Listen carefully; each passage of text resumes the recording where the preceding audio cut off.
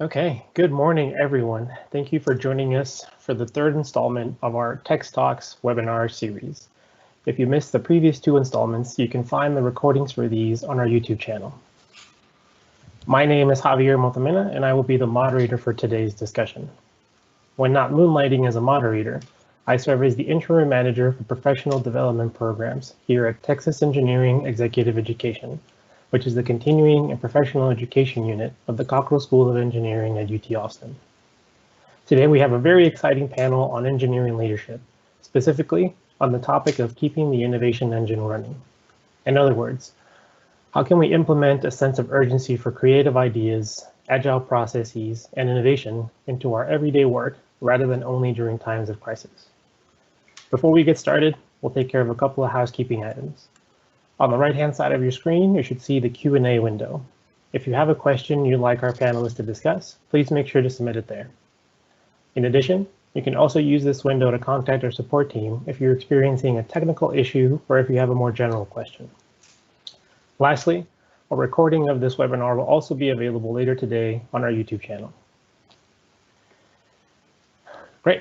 Well, our goal for today is for you to take away a new idea, perspective, or strategy that you can implement into your work right away, regardless of whether you are in a formal leadership role or in an individual contributor role.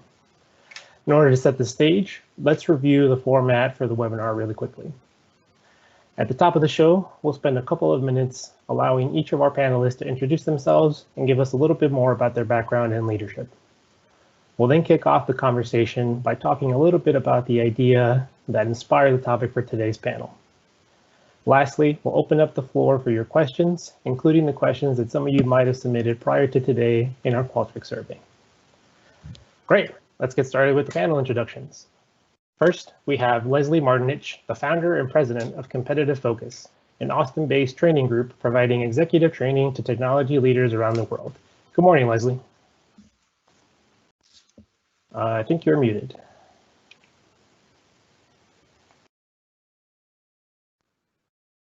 How's that? Is that better? Okay, great. Good morning. Thanks for the nice introduction. I have had the opportunity to work in the tech industry for many, many years, and I worked as an individual contributor and then in managerial roles. But more importantly, I had the opportunity to participate in the introduction of some awesome innovations, including networking and some early innovations that led to what we have today as cloud computing. So for the last 20 years, I've been providing training around the world for people in engineering leadership and innovation management. And thanks for the introduction. Awesome. Thank you, Leslie. Next, we have Dr. Michael Laquan. I really hope I pronounced that properly, Mike. He's the president of Leading Edge Management and senior lecturer at Texas A&M. Thank you for joining us, Mike. Thank you, Javier. Good morning, everyone, and thanks for joining us. My career has spanned electrical engineering and also the organizational side of engineering, and I've combined them. And I've done this in industry, in consulting practice, and also in teaching and research. Presently, I have a consulting practice. I do some corporate training as well. I teach engineering leadership at Texas A&M, and I also teach in an online program in organizational leadership with Gonzaga University in Spokane, Washington. I have published a couple of books. One is From Engineer to Manager, Mastering the Transition, and the other is Right Brain Project Management. I'm very interested in this particular topic about innovation, about how to stimulate it on an ongoing basis. Perfect. Thank you, Mike. And last but not least, we have Dr. Tracy Armstrong from the Department of Leadership, Policy, and Organizations in the Peabody College of Education and Human Development at Vanderbilt University. Great to have you with us today, Tracy. Thank you, yeah. Good morning. I'm delighted to be joining everyone today. Although I currently live in Austin, Texas, I was born and raised in Ottawa, Ontario. I wanted to share that tidbit in case you're wondering about my accent. I find Americans to be exceptionally adept at picking up on accents, especially Canadian ones. I also want to share up front that I'm not an engineer. I hope I'm not the only one that's not online today that's not an engineer. But having been married to one for 30 plus years, I like to think I do know a thing or two about the engineer identity. My academic background is based primarily in the leadership and learning spectrum. My undergrad and grad degrees came from Queen's University, University of Toronto, which is the other UT as I call it, and the University of Regina. I was a K-12 teacher and administrator before deciding to return to grad school at the University of Virginia in 2002. That decision altered the trajectory of my career tremendously. My research has explored social networks, developmental learning, relationships, organizational change, and sense-making. My PhD from UVA opened up a lot of opportunities for me career-wise. I have been a faculty member at the University of Calgary, the George Washington University. We're always reminded we have to put the in front of it, and most recently Vanderbilt University, where I currently teach org behavior and leadership and serve as a capstone advisor for 40 plus capstone advisees who are eagerly wanting to get their EDDs done. In addition to serving as a faculty, I have dabbled in the consultancy sphere, worked for a for-profit education organization, and most recently served as the Director of Innovation at the Texas Higher Education Coordinating Board. I'm thrilled and honored to be joining TxEEE in their journey to offer this leadership program, and look forward to meeting each of you personally at some point, I hope.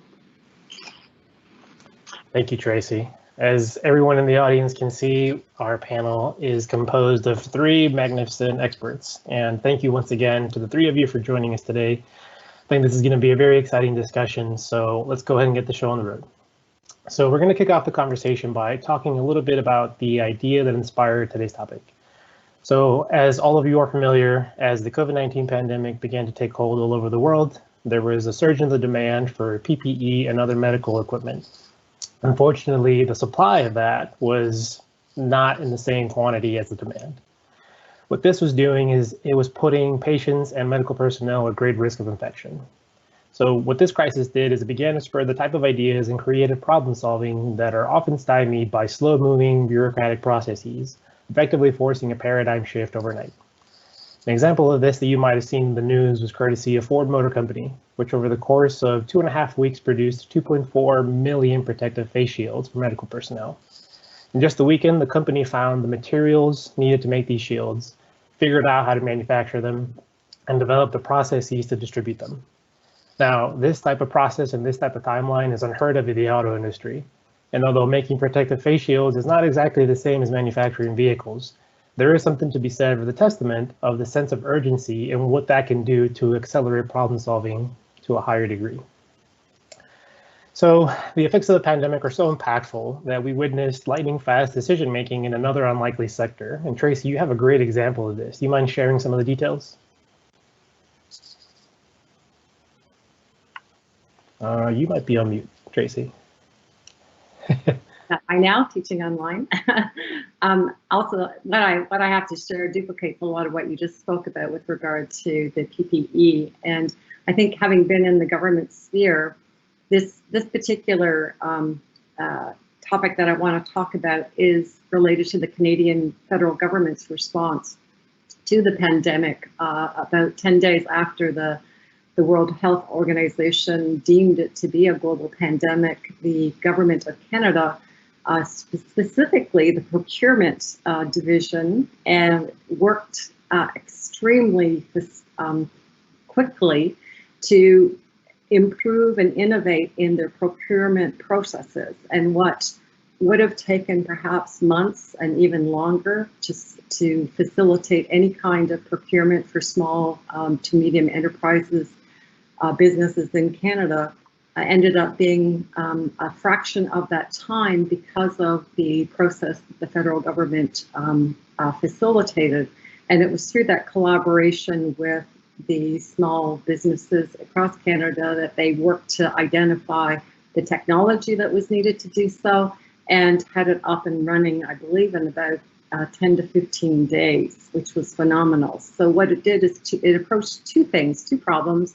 First of all, the importance of securing PPE across Canada and the ability to access, because at that time, globally, there were countries that are shutting down their borders and trying to keep their PPE internally where they needed it. Canada managed to, I was wondering what the stat was there.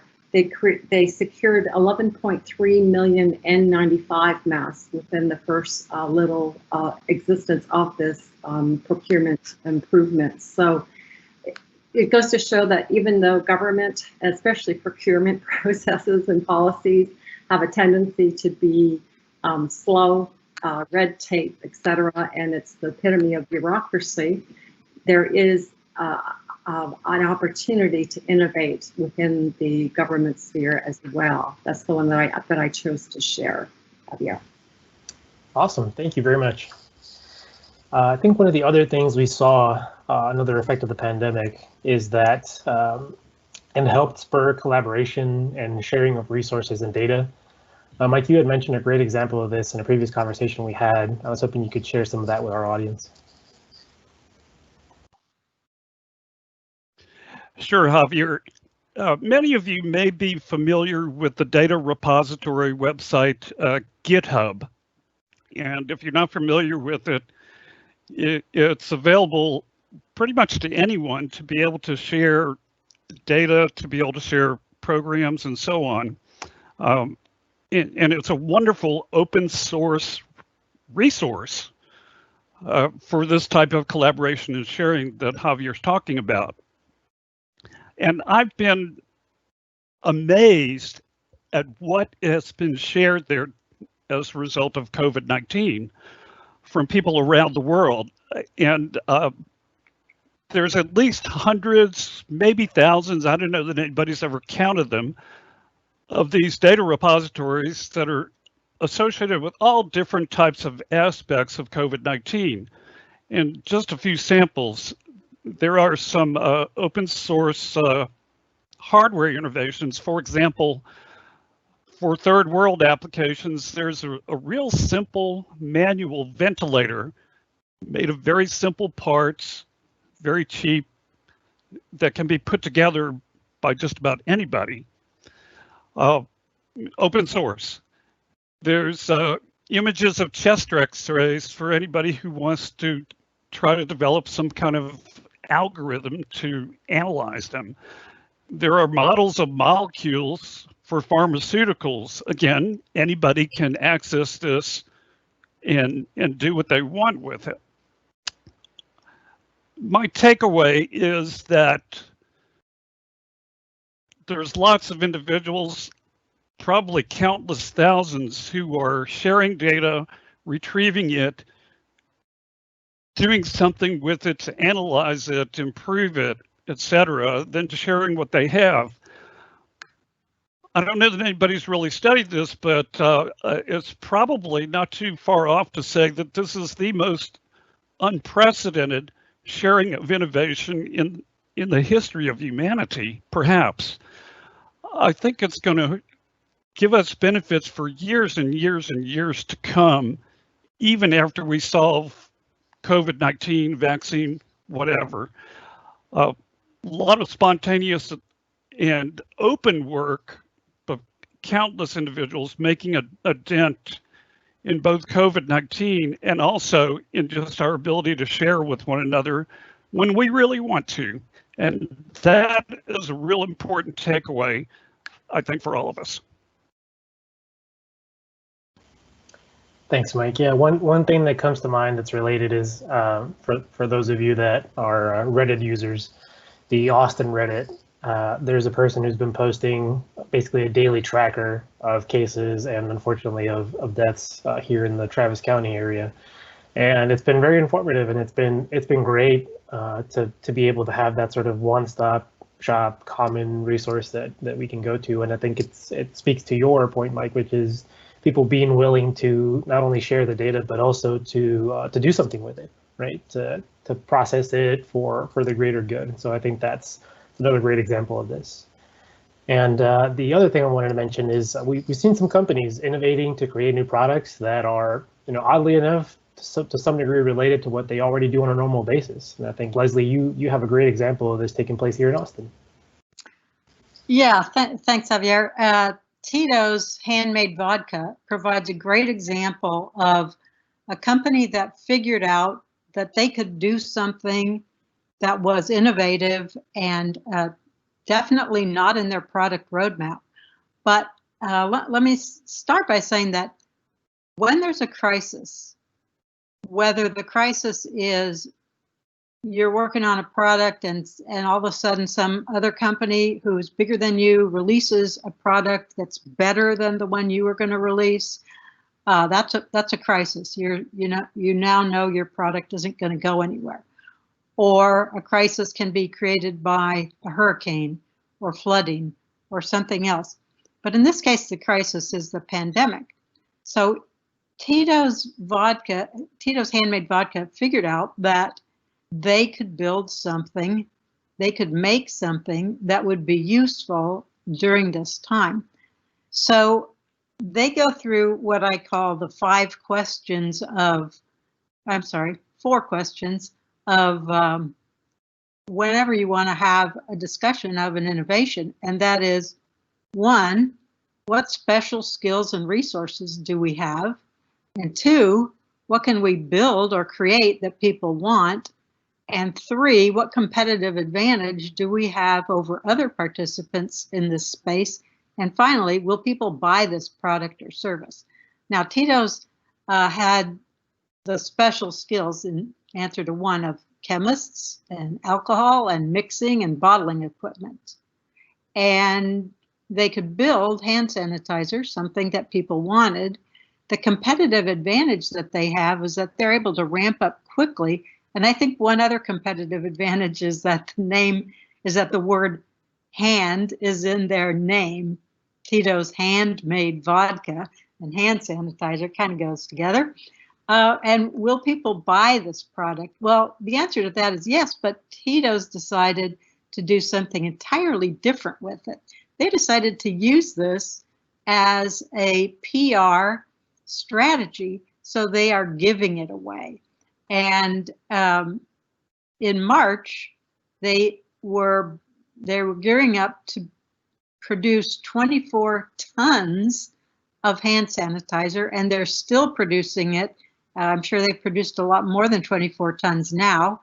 And they have created quite a good name for themselves in the community, and they have delivery days for free hand sanitizer in Austin and San Antonio.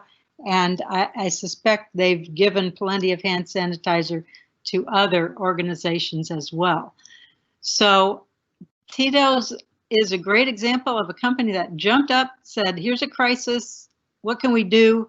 And I think that's the important lesson. When there's a crisis, it's an opportunity for innovation. People jump up and say, what can we do? So. Awesome. Thank you. Yeah.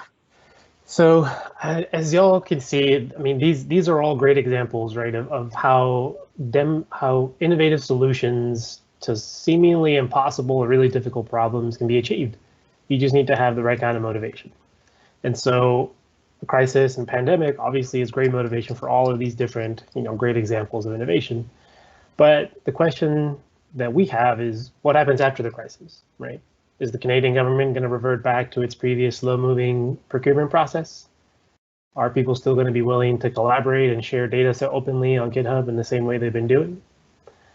Unfortunately, what you'll find is that it's likely that many of these organizations are just going to go back to their old habits, right? So the million-dollar question for today is, how do we prevent that? How do we make this motivation and this urgency to innovate a staple of our work and not just something that we do when we need to do it?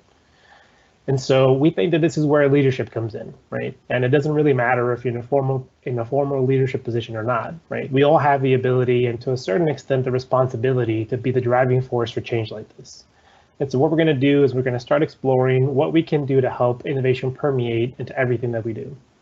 So we're going to get started with a few of the pre-submitted questions But again, please feel free to submit questions in the Q&A window. We're going to get to those in a little bit. We wanted to make sure we address some of the pre-submitted questions, so please bear with us.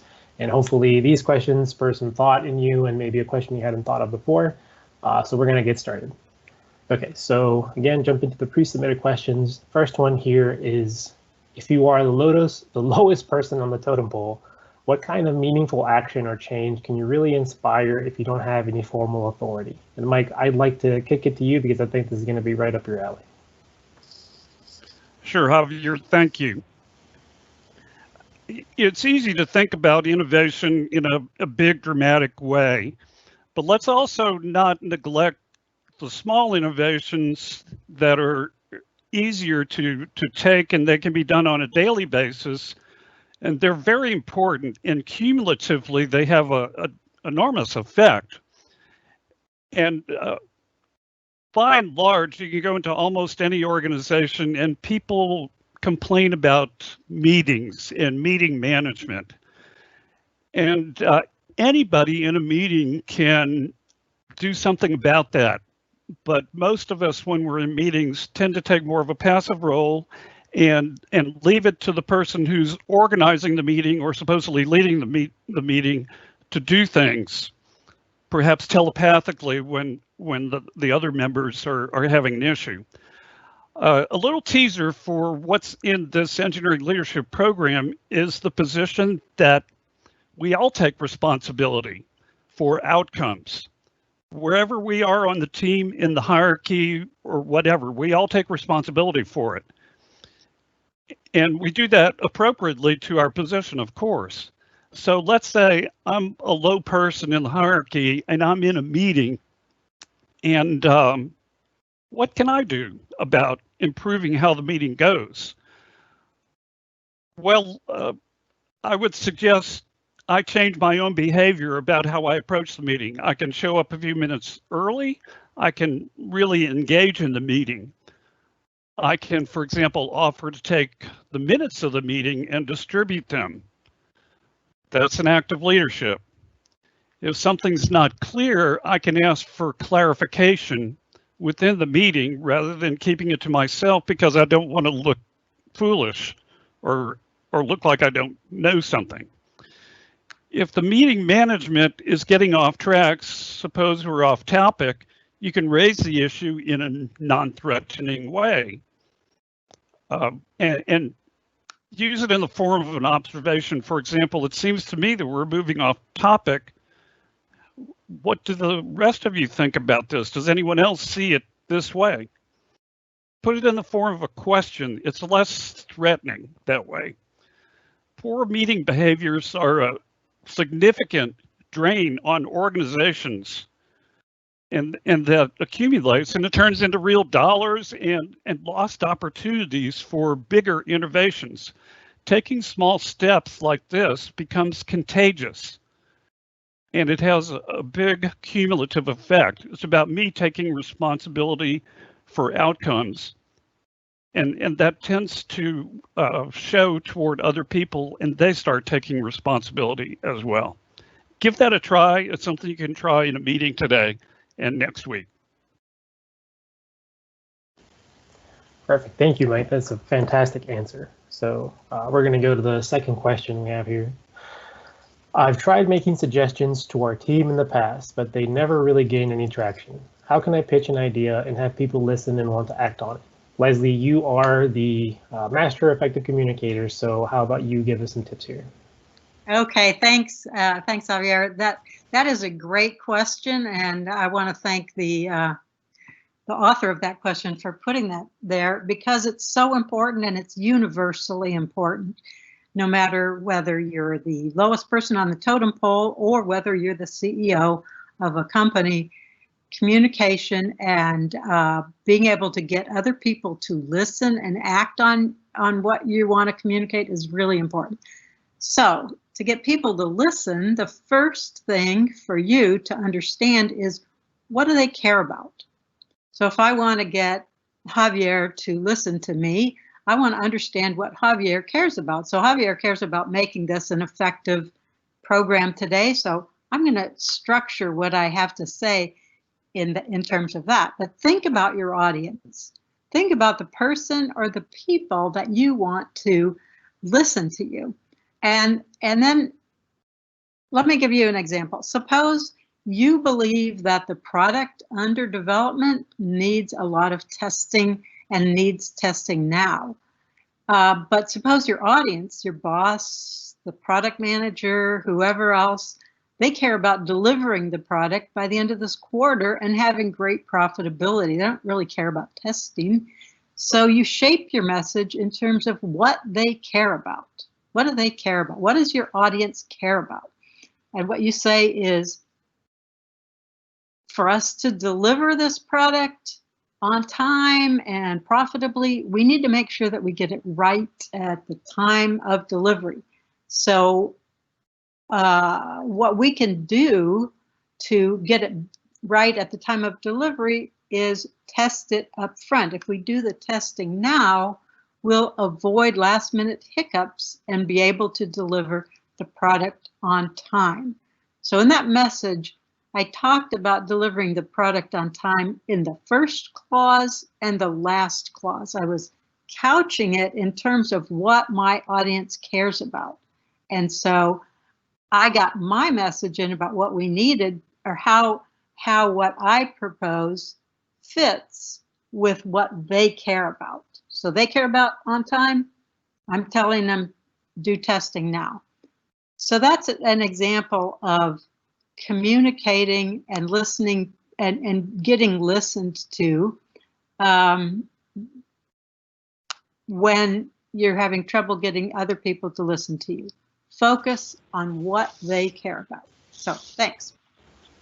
Thank you. That is a fantastic recommendation. And I will have to apply that into my everyday job now. Apply it also into your life. That's true. Your I'm sure my wife will be very, very pro that strategy. Yeah. Okay, well, moving on to the third question here from the pre-submittals. Most people in my department seem to think in a very siloed way. They don't believe in, quote, reaching across the aisle. What can you do in a situation like that where a majority of people are closed-minded? Tracy, I think you have some pretty useful tips that apply to this question. Yeah, it helps having the questions in advance too. So I hope I haven't put too much thought into this, because as I've already shared, network is a tremendous area of interest for me. So, I'll explain that it's something that I've designed and put into the TxEEE and engineering leadership course that I will be teaching this year. I'm not putting a plug in that, but that's it's talking about becoming the leader that you want to be, and network is part of it.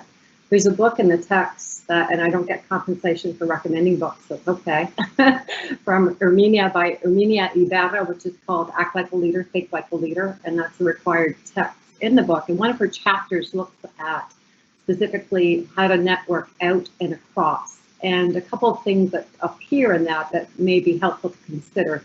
First, before I go in that direction, I want to talk about two questions, and I don't think I have access to see the chat, but the question that Ibarra asked is, on a scale of 1 to 5, how would you rate the quality of your current on a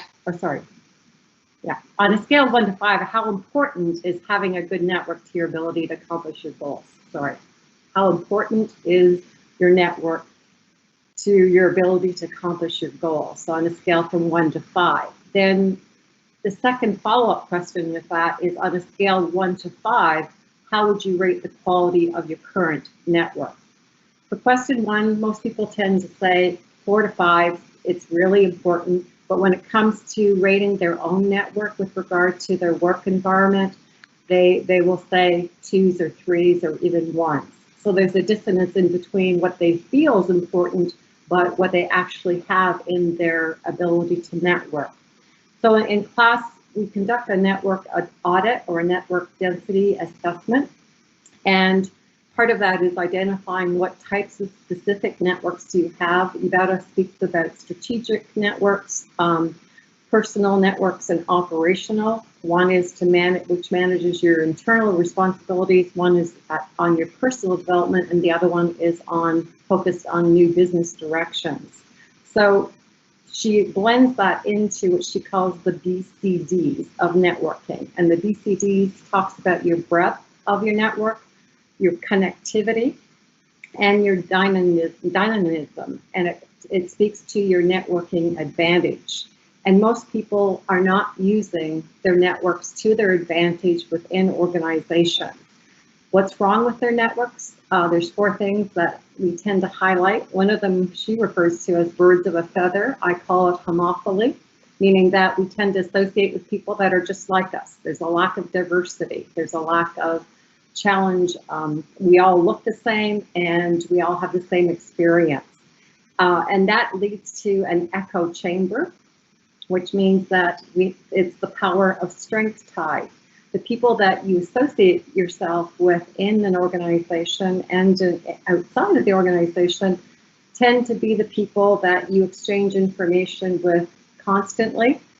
Ergo, everybody has the same information. There's no ideas. There's no fresh ideas coming in. We're just repeating what everybody else that I know has that. So that lack of diversity, that echo chamber is missing your ability to bring in this innovation, these ideas. And the other ones are pigeonholing, which means that your contacts don't see you as doing anything different. So you need to find contacts that actually see something different in you. And finally, the network lag. And I use this as you need to actually, in your analysis, your network analysis, you need to talk about whom you need to break up with in your network, because at some point you're going to outgrow those networks and they won't serve the competitive, the strategic advantage that they did before in terms of helping you with your career and helping with the levels of innovation internally. I want to just touch on University of Chicago's Ron Burt's research. He looked at Raytheon, and Raytheon had a problem in which they had a ton of ideas. They had lots of good ideas, but they had considerably difficulty turning these ideas into reality. And so Burt went in with his approach of identifying structural holes in organizations. And this talks about the silos that exist. He asked people to write down their best ideas for doing a certain thing, and then he asked other people to rate those quality of ideas, and in the end he mapped where people turn to in terms of understanding with whom they're connected in the organization. And what he found was there were significant structural holes, like silos, that were preventing people from facilitating, from energizing, from moving those ideas forward. So that's something that we'll take a look at. Another book that I would recommend too is Michael Laquan's book that is on adaptive space. One other thing that I included as part of the package, Javier asked if we had something with regard to a question. I've given you an example of how to approach this problem from an organizational perspective versus an individual. And from an organizational perspective, I use a text in my org behavior class. I've used it in all 3 institutions that I've been a faculty. You may be familiar with it. It's Bowman and Deal's Reframing Organizations. And in that text, they walk you through how to view things through 4 different lenses: structural, human resource, political, and symbolic. And if somebody has got the silos and the closed-mindedness in an organization, it could be, I see it as potentially a structural issue or as a human resource issue with regard to onboarding, teaming, as Leslie talked about, communication. Something's going on in the organization that's preventing that. I've given Javier a copy of that 4-frame assessment from Bowman and Deal. I would encourage you to take it and assess where your strengths are with regard to those 4 frames and which frames you need to challenge yourself to move beyond, because people tend to have a dominant frame and they only see problems in certain ways. And by seeing it through 4 different frames, you may be able to open up some opportunities for some change. Thank you, Tracy. And that actually does bring up a good point. We'll get into this a little bit more later on towards the end, but yeah, we will have a participant handout, if you will, that we will be distributing to everybody. It contains some of the content we're going to talk about today, including some tools and some exercises that you can put into place right now. So more to come on that towards a little bit in the end. So I wanted to actually get to some of the live Q&A questions. The first one is a good piece of feedback, not necessarily a question. This isn't a question, but a comment. I love the idea that it's okay to remove yourself from networks that no longer serve you. This helps us change things up and get new perspectives and ideas. Thanks for the book recommendations. I think that's a fantastic point. Getting to know new people, getting to understand different perspectives is key to learning new things for yourself, to improving your career. So I'm 100% behind that. And I think that's exactly the point of the BCDs, of the networks that Tracy was talking about. One question that I saw here that I thought was a pretty good one. We'll see who of the three panelists will want to discuss. Nearly every distillery in the world, micro distilleries in the US, Jamaica, UK, Venezuela, shifted to making hand sanitizer, moving quickly to assist in the crisis. But how does the rapid innovation imperative sustain outside of a crisis? As an engineer, how do I shift the culture? It's a great question. Leslie, you want to take this one? Yeah, sure. Outside the crisis, we're going to see some big changes in the market. So there's going to be less demand long-term for transportation because people have figured out that they don't need to fly to meetings. People have figured out that they don't have to go to an office. They can work from home. That's going to result in some disruption into the oil and gas sector. And it's also going to result in more demand for work from home services and tools. Another area that's going to be changed long term is we're going to have some dramatic changes in our educational system. So how can you influence things going forward? Well, you can point those things out. You can say to your organizational leadership, here's some changes that I see. And I just named a couple, but you can probably name the changes that affect the business that you're in. So you ask yourself, what are the things that are changing long term, and how can I alert or help my company to take advantage of these changes or come up with a new plan based on these changes? And then you go back to thinking about what I said in terms of communication. What does your audience, whoever you're trying to pitch this to, what do they care about? And put it in terms of what they care about. So if your audience cares about the longevity of your company and making sure it lasts through the next decade, then put it in those terms. In order to make sure that we are here for the long run, we need to be aware of changes taking place in the market that affect us. Here's some of the changes I see, whatever you see, and then you go ahead and ask the 4 questions. What strengths do we have? What skills, what resources do we have? And what can we create with those resources, etc. And that list of 4 questions will be in your handouts.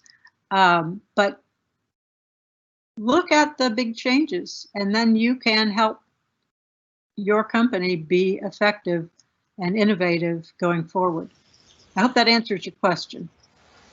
Yeah, it does. And I wanted to add one small component just based on my experience. I've noticed that almost everyone is willing to change. It's really the convincing and the buy-in that's difficult, and being able to find, to your point, Leslie, where those people are coming from, right? What part of this process is affecting them, right? If overall it's an improvement for the company, what does that mean for them individually? And I experienced this a lot in my previous job, where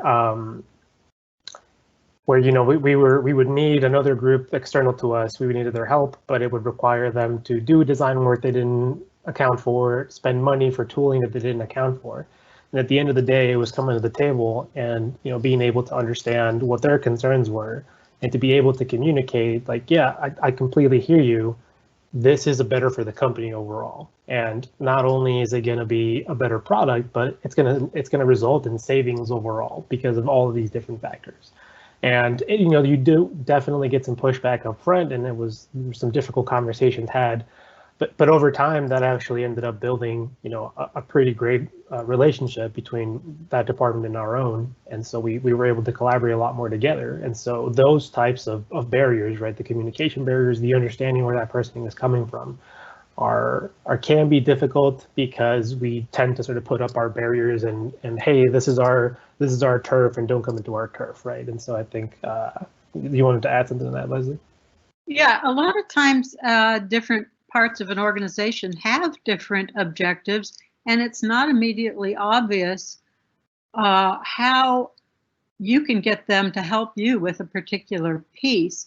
And so you kind of have to go up the food chain and look for where there's common objectives. And the common objectives might be at the corporate level, but down at the individual department level, often one department has one objective and another department has another objective, and it doesn't look like they need to help each other. So you have to find that common ground, and that often takes going up the hierarchy to find that common ground.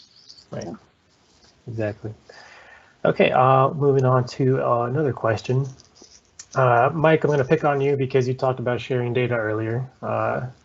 Innovation can be tough when groups don't talk to each other. Example given, sharing data. How can we as leaders foster an environment where our teams feel comfortable sharing the data they collect?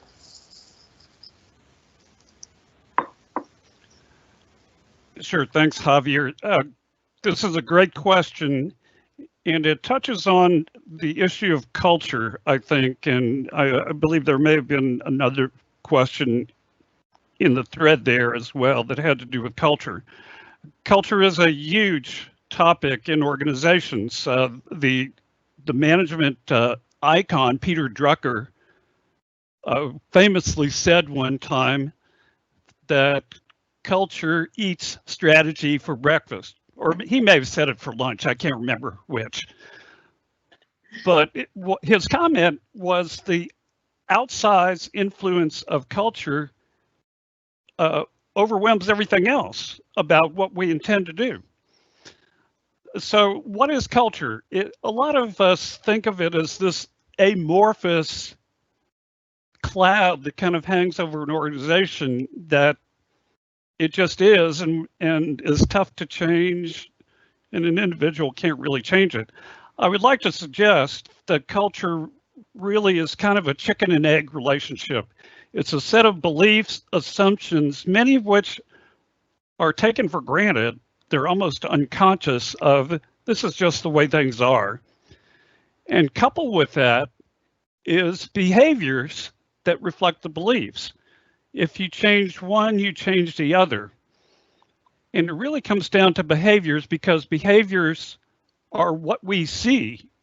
The people who study organizational culture will call these the artifacts of culture, the things we can see, hear, sense, and so on.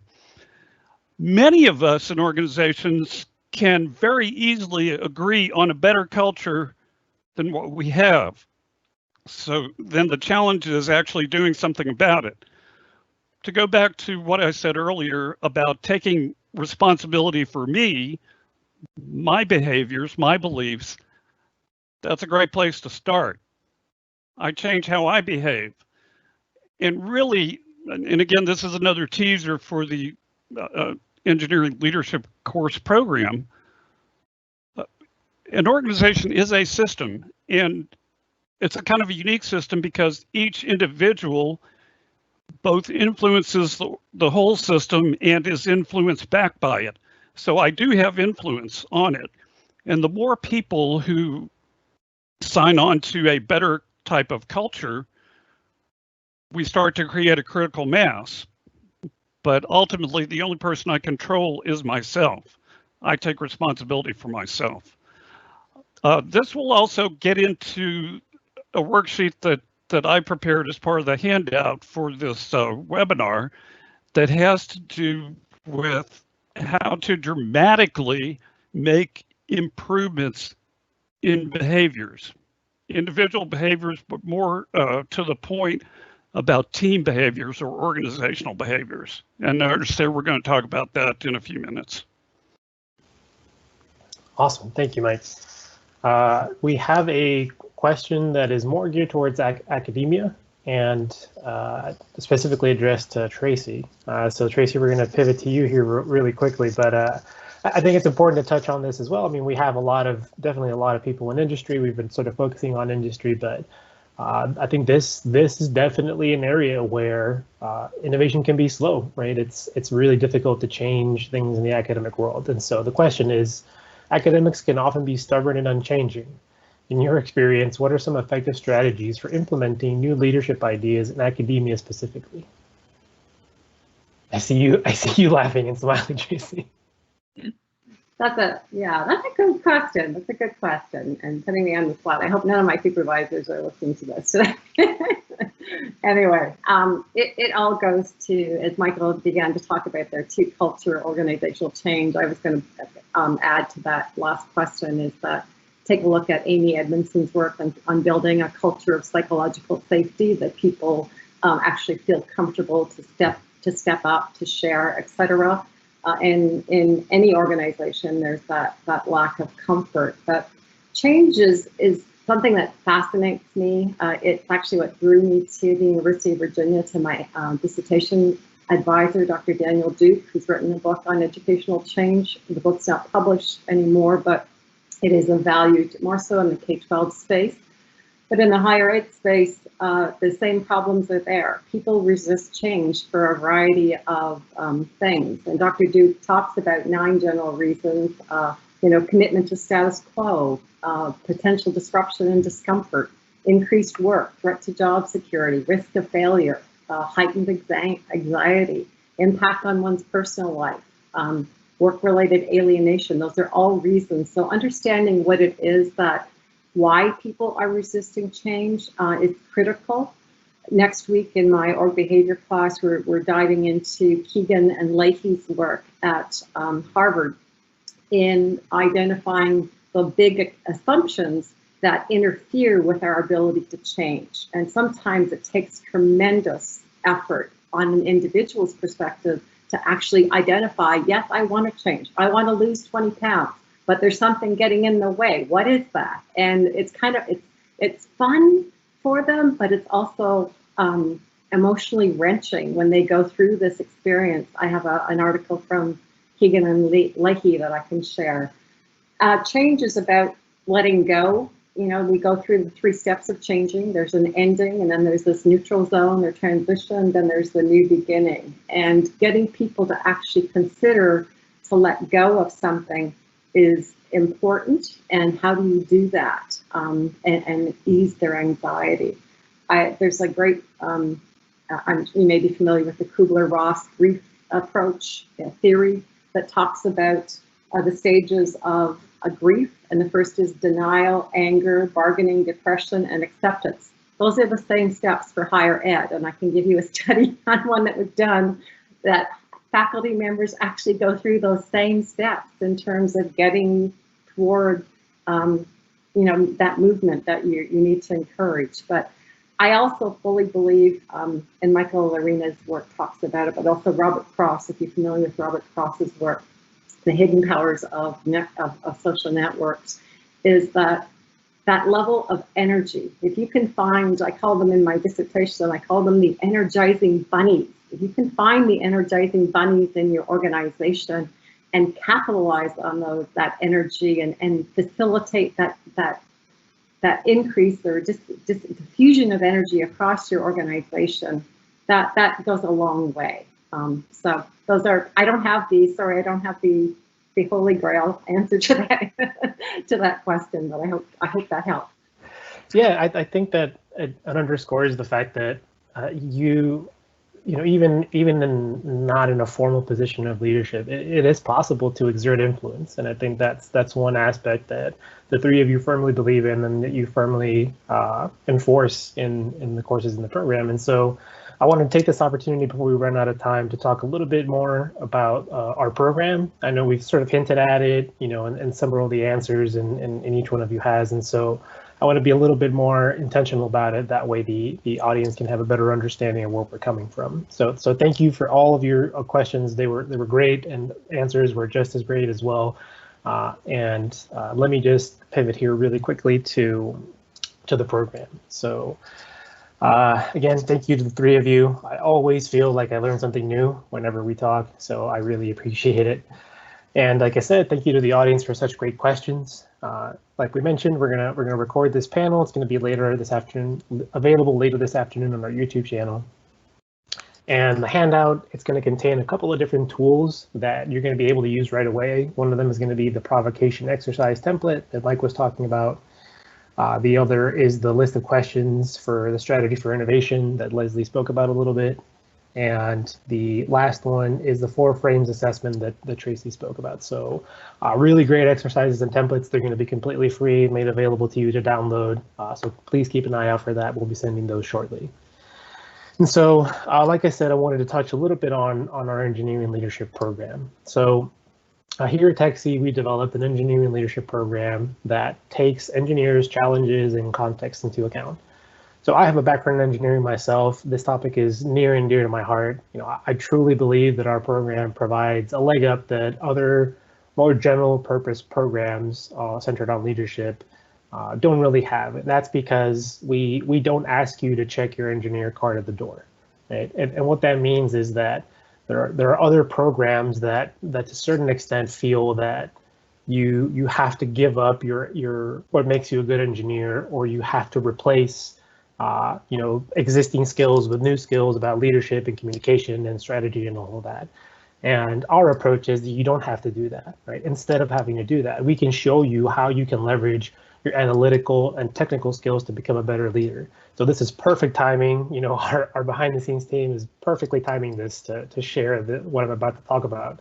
So this fall, we are offering 3 of the courses in our Leadership Essentials certificate program. So this certificate is geared specifically towards helping you begin to incorporate fundamental leadership concepts and tools into your day-to-day. So these 3 courses are all offered live online. They're instructor-led. It just so happens that our 3 panelists for today each teach a course. And so we will be putting a link in the Q&A for the program's webpage. We invite you to visit that page to learn more about the program. Like I said, this program built specifically with the challenges of engineers in mind, the context that they have to live in. If you are not an engineer, but you find yourself working with engineers or other STEM professionals, this is also a great course and program for you. So please don't hesitate to look for more information if you're not an engineer yourself. There's still plenty to learn. These concepts are applicable to everybody. So with that, I am going to hand it off to my colleague, Keneva Smith, who is going to be wrapping up a couple of things for us, including a preview of our upcoming webinars. Hello, everyone. Thank you so much for joining us today. We really appreciate you taking the time to learn how you can be innovative in your current role, no matter where you are on the totem pole. We also wanted to acknowledge the 3 departments that had an instrumental role in putting on this program today. First is the Texas Engineering Executive Education Department. They specialize in graduate certificate short-term courses similar to the engineering leadership course that you've heard a snippet about today, and also continuing education courses that can be provided on site. Additionally, we have the Petroleum Extension of Texas, which is PETEX, which has been serving the oil and gas industry on oil and gas training for over 75 years. And last but not least is our research relations team. The research relations team helps and collaborates with companies around the world to create the most innovative ideas to come to life around energy, around emissions, around technologies, anything under that umbrella. So all of our 3 units are here to serve you and serve your company to reach its full potential. So we thank you to our sponsors. And last but not least, we want to highlight the three upcoming webinars that we have coming up soon.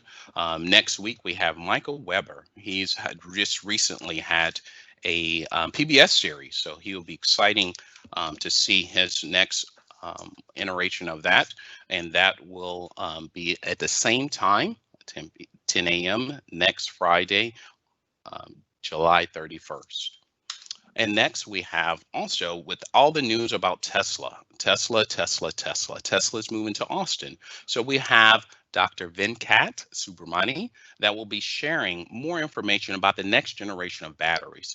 And we're looking forward to that presentation about how the new batteries of the new generation will change what we're doing and how we're living our lives. And last but not least, we'll have Dr. Eric Bickel. Dr. Bickel is a mastermind around data. So he will tell us what it really means to have data that will, and how it impacts COVID and what it's doing for our COVID predictions and analysis around the COVID epidemic. So thank you for your time. Thank you for continuing to learn and understand our TexTalks series. We really appreciate you, and hook 'em horns.